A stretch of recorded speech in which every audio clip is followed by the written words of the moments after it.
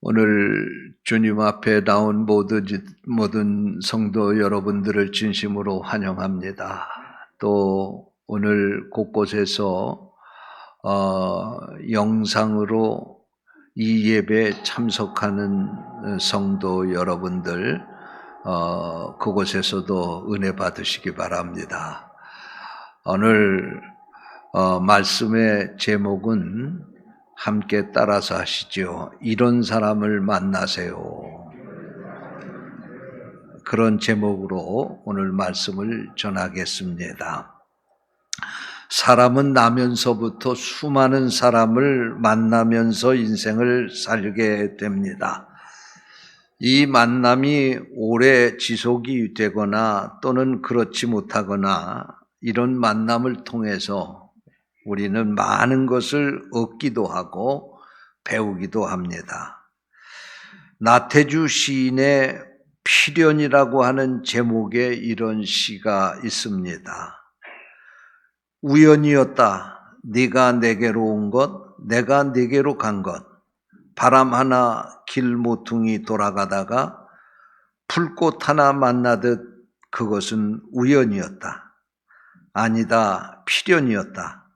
기어코 언젠가는 만나기로 한 약속, 네가 내가 되고 내가 네가 되는 것, 네가 되고 네가 내가 되는 것, 이 신비, 그것은 분명 필연이었다.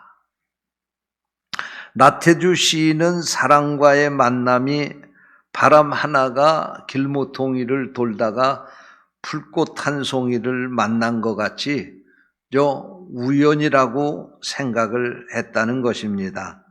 그러나 지나놓고 보니까 아니다. 필연이었다. 기어코 언젠가는 만나기로 한 약속이라고, 그것은 분명히 필연이었다고 하면서 지나고 보니까 그 만남은 네가 내가 되고 내가 네가 되는 신비의 만남이 되었다고 이 시에서 노래하고 있습니다. 그렇습니다. 우리가 인생을 살면서 우리 인생을 살아가는데 가장 소중한 것 중에 하나가 만남이 아닌가 그렇게 생각을 합니다. 만남을 통해서 우리 인생은 풍요롭기도 하고 행복할 수도 있고 또 이 만남으로 인생이 불행해지고 저주받은 그런 삶을 살 수도 있는데 이런 만남 가운데서 누구든지 사람들은 복된 만남을 갖기를 원하는 것입니다. 그러나 인간이 자기가 복된 만남을 갖고 싶다고 해서 이 만남이 이루어지는 것이 아니고 이 복된 만남은 하나님이 주시는 은혜인 줄로 믿습니다. 여러분, 우리 부부가 잘 만나야 됩니다. 부부가 잘 만나는 건 내 마음대로 되는 거 아니죠. 하나님이 주시는 은혜입니다. 부모가 자식을 잘 만나는 것도 그렇고 어떤 부모가 자식을 잘 키우고 싶지 않은 부모가 어디 있겠어요. 그런데 어느 순간 자식이 잘못 나가는 거 부모가 그거 어떻게 막을 수 있겠습니까? 또 자식이 부모 잘 만나는 거 이거 사람 마음대로 안 되는 거죠. 부모가 좋은 부모는 자기를 희생을 해서 자식을 키우는데 어떤 부모들은 오히려 그 자식에게 불행을 안겨주는 그런 부모들도 있습니다. 요즘 매스컴을 통해서 우린 그런 걸 많이 보고 있습니다. 또 사위도 잘 만나야 되고 며느리도 잘 만나야 됩니다. 어느 가정이든지 남의 식구가 잘 들어와야 그 가정이 평안하고 행복한 것이지 좋은 가정도 남의 식구 잘못 들어오면 불행해질 수 있습니다. 좋은 친구 만나야 됩니다. 잘못된 사람들이 흔히 얘기하는 변명 가운데 하나가 뭐냐면 친구 잘못 만나서 그렇게 됐다 그런 얘기.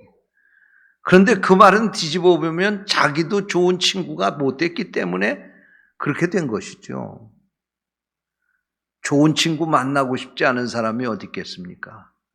그러나 좋은 친구 만나는 것도 하나님의 축복인 줄 믿습니다. 여러분, 좋은 선생님 만나야 훌륭한 인격을 갖춘 사람으로 바르게 자랄 수가 있습니다. 여러분, 직장에서 좋은 직장 상사 만나야 되고 동료 만나야 직장 생활하는 거 편안하고 행복하게 직장 생활할 수 있는 것입니다. 그런데 그런 만남 원하지 않는 사람이 어디 있겠어요? 내 마음대로 안 되기 때문에 그렇죠. 이것도 하나님의 복인 줄로 믿습니다. 여러분, 교회에서 신앙생활을 하게 될 때에도 내 믿음이 건강하고 내 믿음이 잘 자라려고 하면은 믿음 좋은 사람을 만나야 되는 것입니다. 믿음이 좋은 사람을 만나는 것처럼 귀한 복은 없습니다. 믿음이 좋은 사람을 만나야 내 믿음도 좋아지고, 믿음이 좋은 사람을 만나야 신앙생활이 행복해지는 것입니다. 믿음이 좋은 사람을 만나야 내 믿음이 자라는 것입니다. 믿음이 좋은 사람을 만나야지만 내가 하나님께 점점 더 가까이 나아갈 수가 있게 되는 것입니다. 어떤 사람이 예수를 믿게 되었습니다. 교회에서 속회 편성을 해줘서 그 속회에 모이다가 보니까 그 속회의 속장님이신 어느 집사님은 얼마나 신앙의 본이 되는지 모르겠는 거예요. 그래서 어느 날 그 속장님에게 물었습니다. 속장님, 어떻게 속장님은 신앙생활을 하시는데 그렇게 기쁘게 하나님 앞에 헌신하고 그렇게 행복하게 신앙생활 하실 수 있으세요? 그랬더니 이 속장님 말씀이, 저에게는 예수를 잘 믿는 친구가 있습니다. 내가 예수를 늦게 믿었기 때문에 나는 그 친구에게서 신앙을 배웠습니다. 지금도 자주 만나서 교제를 하는데 그때마다 나는 신앙에 도전을 받았습니다. 나는 그 친구 때문에 오늘 이렇게 신앙생활 할 수 있었습니다. 그렇게 대답하더라는 것입니다. 사랑하는 성도 여러분, 믿음이 좋은 이웃 만나기 위해서 기도하시기 바랍니다. 믿음이 좋은 사람 만나기 위해서 힘쓰고 애쓰시기를 바랍니다. 여러분, 예배 시간에도 은혜 받으려면 마찬가지예요. 우리가 예배 시간에 예배를 드리게 될 때에도 예배에 집중하고 열심히 찬송하고 말씀에 아멘으로 화답하는 그 사람 옆에 앉으면 나도 저절로 은혜 받게 돼 있어요. 그런데 예배 참석해가지고 처음부터 끝까지 밑에다 핸드폰 켜놓고 그거 가지고 핸드폰 갖고 장난하고 있는 사람도 있어요. 죄송해요. 지금 하는 사람 있는지 모르겠는데 그런 사람 옆에 앉으면 나도 은혜 못 받는 거예요. 그거 신경 써줘서요. 여러분, 신앙생활을 하는데 우리가 이웃을 만나는 거, 믿음이 좋은 이웃을 만나야지 우리 신앙생활도 성공할 수 있다고 하는 사실을 기억하시고 이런 만남을 달라고 기도하시기를 주님의 이름으로 축원합니다. 성경에 보면 사마리아 여인은 남편을 5 두고 살던 그런 여인이었습니다만은 어느 날 우물에 물을 길러 나갔다가 예수님을 만나고 나서 그 운명이 바뀌게 되었습니다. 베드로는 예수님을 만나고 나서 고기 잡는 어부에서 사람을 낚는 어부로 귀하게 쓰임받는 인생을 살 수가 있었습니다. 구레네 시몬은 예루살렘에 갔다가 원치 않게 예수님의 십자가를 대신 지게 되었는데 이때 그는 예수님을 만나고 예수 믿게 되었고 뿐만 아니라 그의 2 아들 알렉산더와 루포도 예수 믿고 초대교회 훌륭한 지도자가 됐을 뿐만 아니라 그의 아내도 예수를 믿고 바울 사도가 영적인 어머니라고 할 만큼 초대교회의 중심적인 인물이 되었습니다. 사랑하는 성도 여러분, 여러분들도 믿음 안에서 이런 좋은 만남을 갖게 해달라고 기도하시기를 주님의 이름으로 축원합니다. 오늘 본문 말씀을 읽었습니다마는 이 본문 말씀에 나오는 두 사람은 바울 사도와 디모데입니다. 바울 사도는 제2차 선교 여행에서 디모데를 만났습니다. 소아시아 루디아에 가서 그곳에서 복음을 전하게 될 때 이 디모데를 만나게 된 것입니다. 그 만남 이후에 디모데는 바울을 따라다니며 복음 전도자가 되었고 충성스러운 동역자가 되었습니다. 뿐만 아니라 디모데전서 1장 2절과 고린도전서 4장 17절 말씀에 보면 바울 사도는 디모데를 나의 아들이라고 그렇게 부릅니다. 오늘 본문에서도 본문 22절 말씀에 보니까 자식이 아버지에게 함과 같이 나와 함께 복음을 위하여 수고하였다고 디모데를 칭찬하고 있는 것을 볼 수가 있습니다. 디모데는 바울이 신앙 안에서 낳은 아들이었고 아들처럼 평생을 바울 사도를 섬겼던 사람입니다.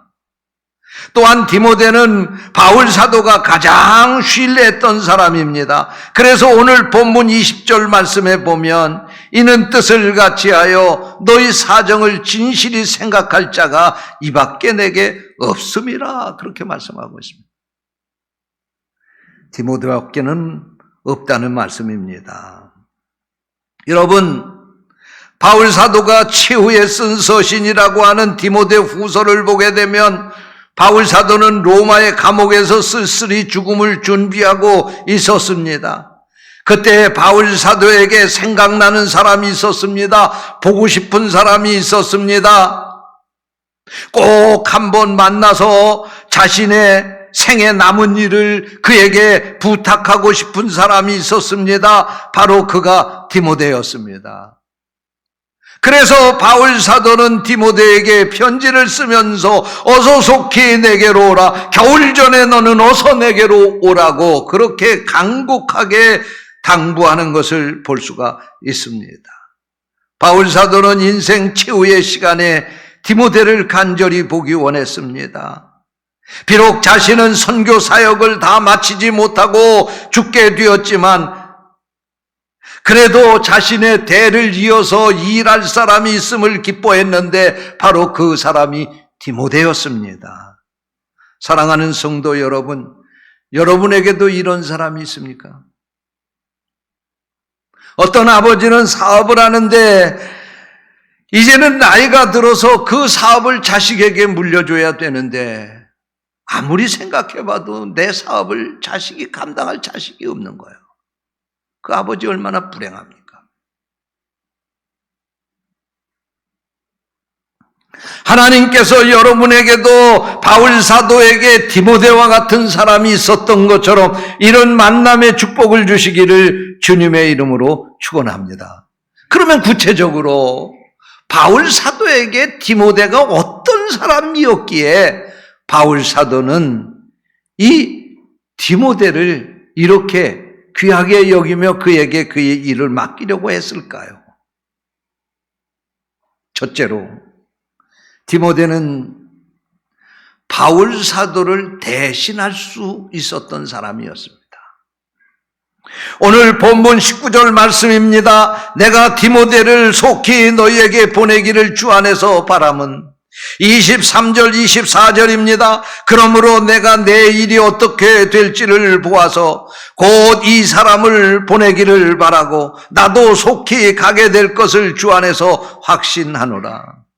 무슨 말씀입니까? 바울 사도는 자신이 지금 빌립보 교회를 방문하기를 원했으나 감옥에 갇혀서 갈 수 없게 되자 자기 대신 디모데를 보내려고 한다는 것입니다.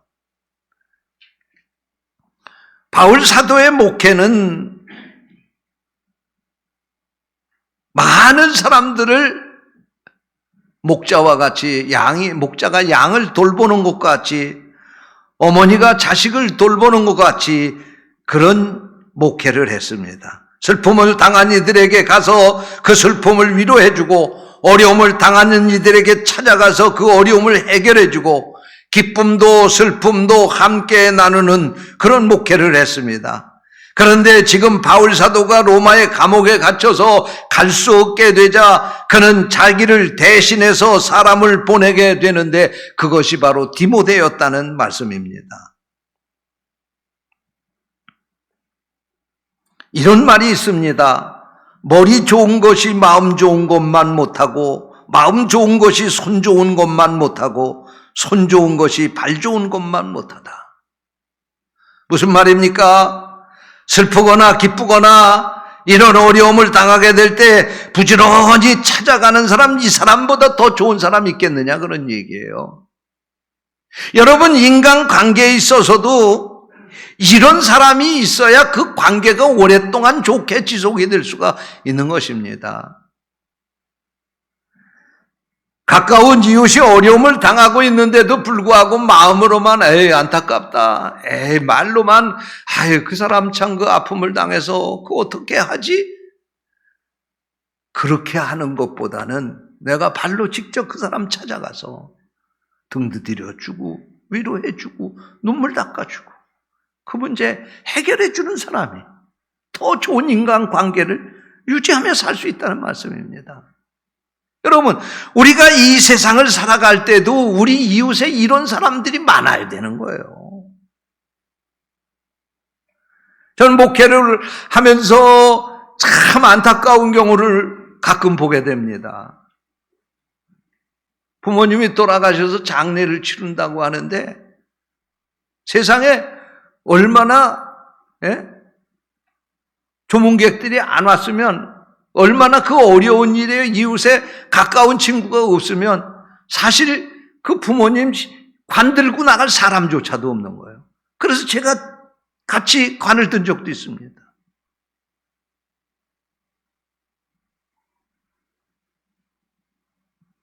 어려움을 당해서 지금 생사의 기로에 놓여서 슬퍼하며 눈물을 짓고 있는데 와서 눈물 닦아줄 이웃이 없다고 하면 그 사람 얼마나 불행한 사람입니까?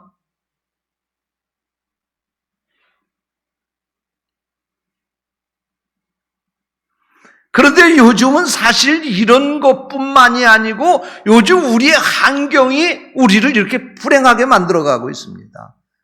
1년이 넘는 이 코로나 사태로 말미암아 정부에서 앞장서서 명절에도 부모 만나러 가지 말라고 하는 세상이 되지 않았습니까? 가까운 사람끼리도 만날 수가 없는 거예요. 저 사실 목회하면서도요, 우리 성도들하고 좀 만나고 싶어도요, 만나자고 좀 식사 한번 같이 하자고 그 얘기 하려고 그래도 목사님 주책 바가지인가? 나이 먹니까 판단력이 흐려졌나? 아니, 지금 이 시대에 왜 만나자고 그래? 만나지 말라고 그러는데. 그럴까봐 만나자고 못 그래요.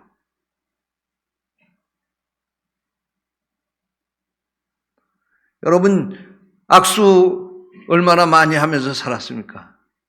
저도 악수하고 싶어요. 여러분 손 만져보고 싶어요. 여러분 손 만져보면 여러분이 한 주간 동안 어떻게 살았는지 제가 느낍니다. 아, 이분 참 힘들게 사는 분이구나.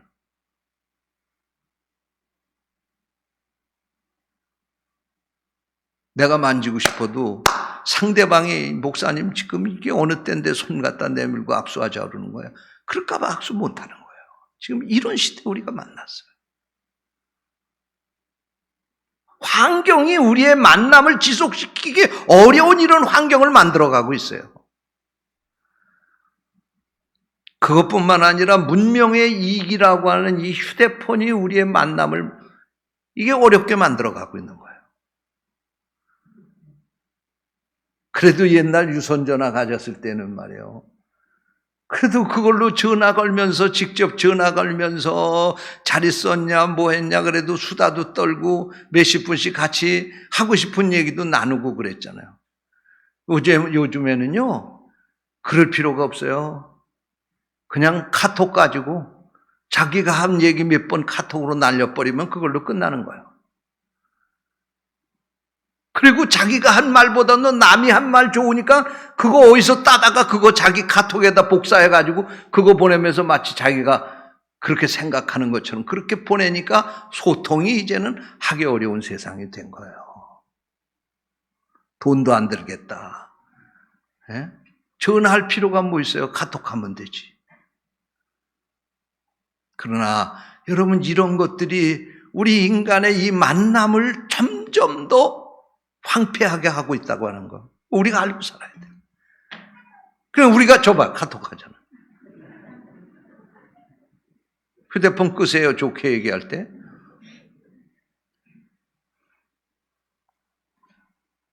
그럴수록 우리가 더 신경 써야 돼요.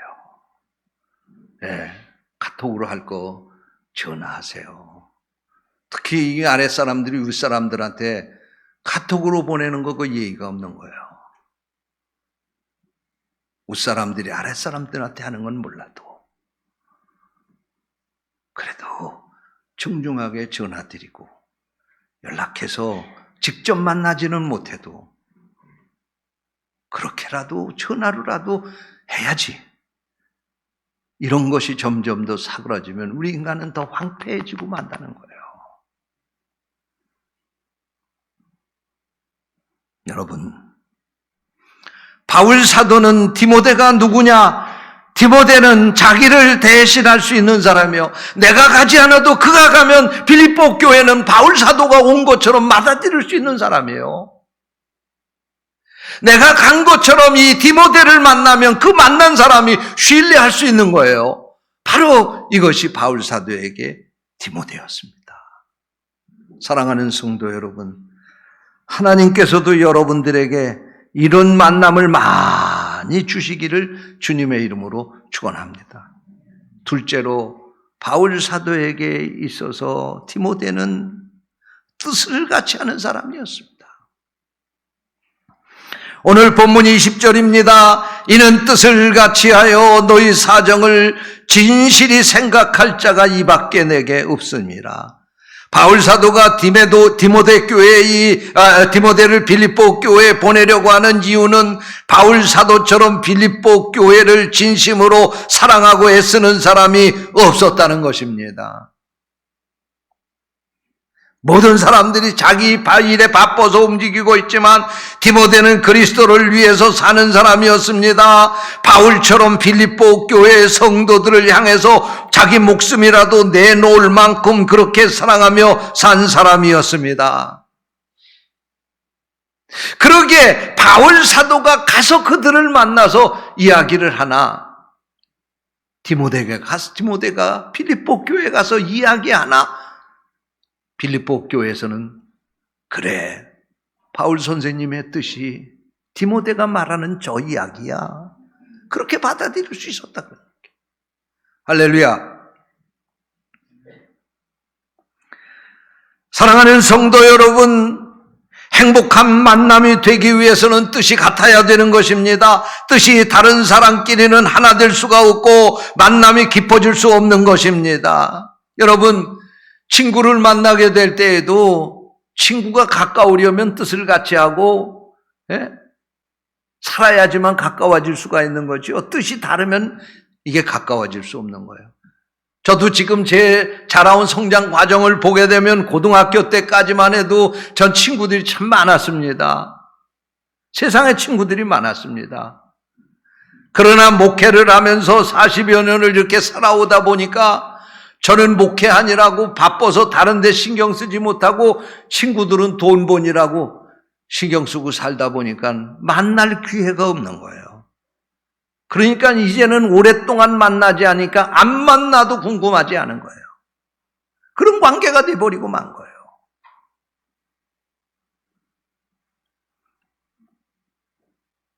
지금 가까운 친구들은 같이 목회하는 친구들, 같은 길을 걸어가는 그 사람들하고 가까운 거예요. 신앙생활도 마찬가지예요. 여러분, 한 교회에서 신앙생활하는 성도들이 가깝지 이웃교회에서 신앙생활하는 성도 똑같이 예수 믿어도 아무래도 거리가 있게 되는 거예요.